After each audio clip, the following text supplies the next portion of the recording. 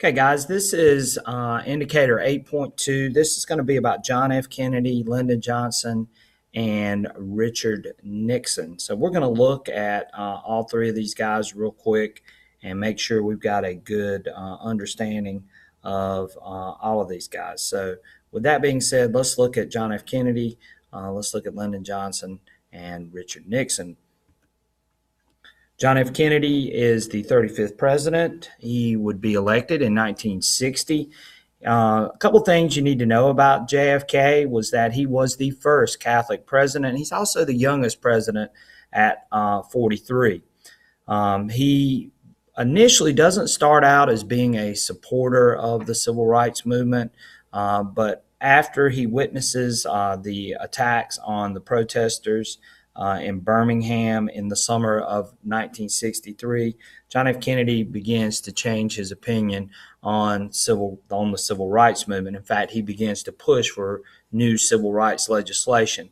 Unfortunately, John F. Kennedy is assassinated in November of 1963 in Dallas, Texas, which sort of limits him as far as what he wanted to get accomplished with the civil rights movement.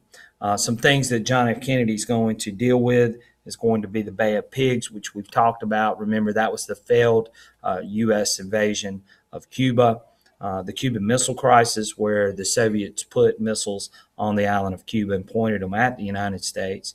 Of course, he dealt with the arms race during this period, the Berlin Wall, the early stages of Vietnam, and then the civil rights movement in the South. So John F. Kennedy did deal with a lot of things.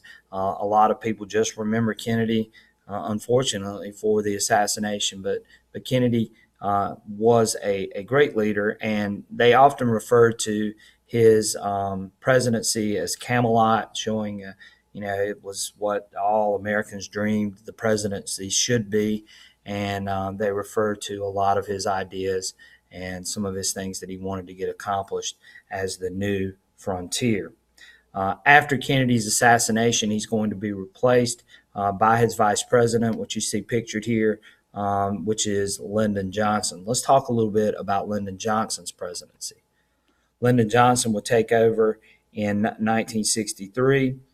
He is going to pick up JFK's torch on the civil rights movement, and he will get the Civil Rights Act of 1964 passed, which said, it's not going to be any discrimination based on race, sex, color, or country of origin. He also gets the Voting Rights Act of 1965 passed. Again, you can't be discriminated in voting based on race, sex, color, nation of origin, and so on. His main policy is going to be something that is referred to as the Great Society.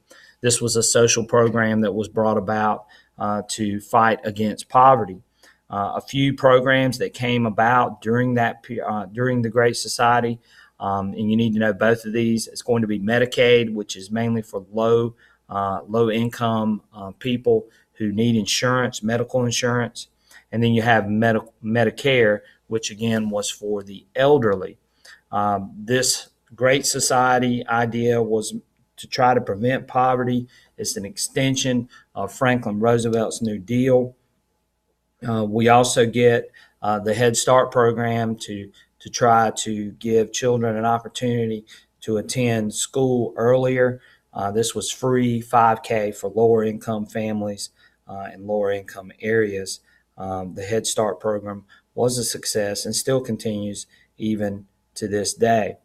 A couple of pieces of legislation passed under the Great Society was the Civil Rights Act of 1964, the Voting Rights Act of 1965, and the Fair Housing Act of 1968. The Fair Housing Act of 1968, just to go back and address that, prohibited unlawful discrimination in housing based on race, color, sex, national origin, or religion. Affirmative action was also passed under the Great Society, which says that employers have to hire a certain number of African Americans and women as well. LBJ's support of civil rights won him the African American vote for the Democrats, when he runs for election in 1964. So LBJ's support of civil rights is going to actually help him in the election of 1964. Moving on to Richard Nixon. Richard Nixon becomes president when LBJ is sort of tired of Vietnam. It's worn LBJ down. He's going to say that he's not going to run for re-election in 1968, and this is going to open the door for Richard Nixon. Richard Nixon's promise in his campaign was to end the war in Vietnam, and he's going to try to set out to do that. He's going to campaign on the slogan of law and order. Law and order he would use to say that he's going to install a strict criminal justice system with strict penalties. He's also going to use the Southern strategy. A lot of Southern Democrats had fled from the Democratic Party. Nixon sought to attract those voters to vote for him in the election of 1968 and vote for the Republican Party. The way he was going to do that was limit some of the Great Society legislation and delay desegregation in order to attract those Southern voters to the Republican side. Nixon's successful Southern strategy would eventually turn the South into a Republican stronghold.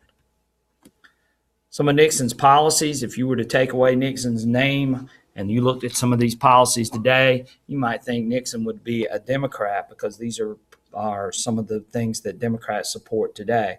But Nixon was big on the environment. He's going to sign a lot of landmark environmental legislation, the Clean Air and Clean Water Acts, the Endangered Species Act he would sign. He would also have the Environmental Protection Act. A lot of Republicans weren't in favor of him doing this because they felt it could limit jobs. The war in Vietnam would continue for 5 more years, even though Nixon promised to end the war.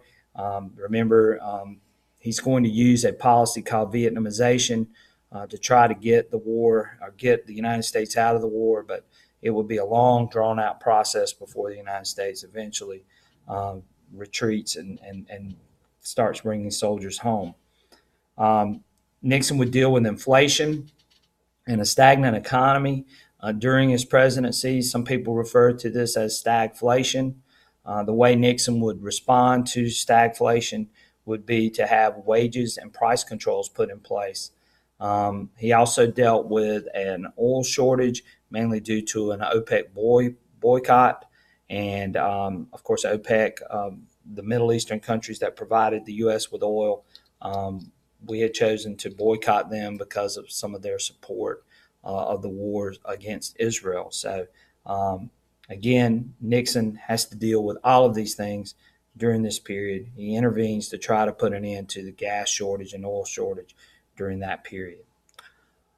Okay, that's going to do it for 8.2. Please make sure that you review these things. Make sure you understand Kennedy's policies and things that he did while he was presidency.